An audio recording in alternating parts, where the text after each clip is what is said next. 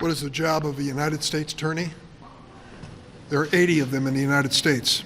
They represent the Department of Justice in every state of the Union. There are several in my state. It's one of the most important jobs when it comes to law enforcement, one of the most important jobs when it comes to the administration of justice.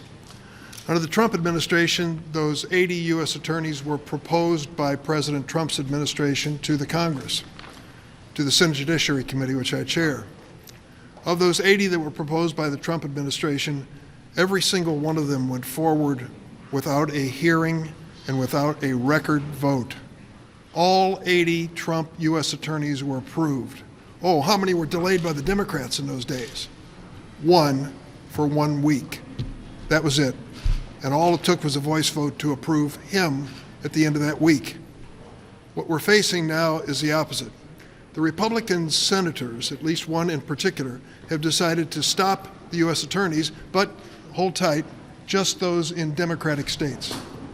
Stop the appointment of U.S. attorneys in Democratic states.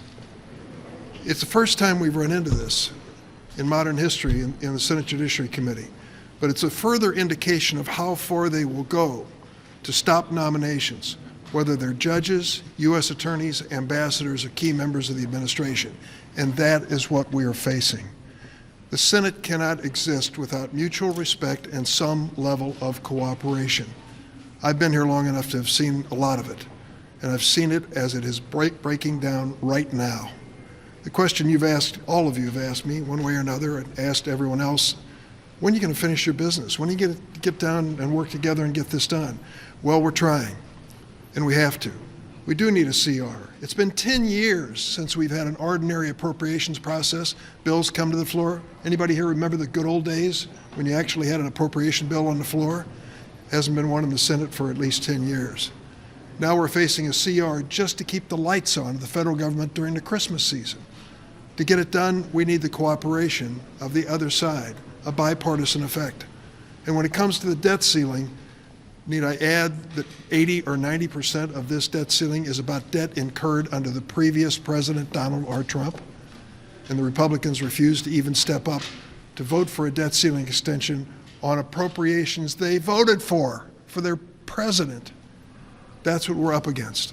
So it's fair for you to ask about the results here, but it's also important, if not essential, that you tell the whole story.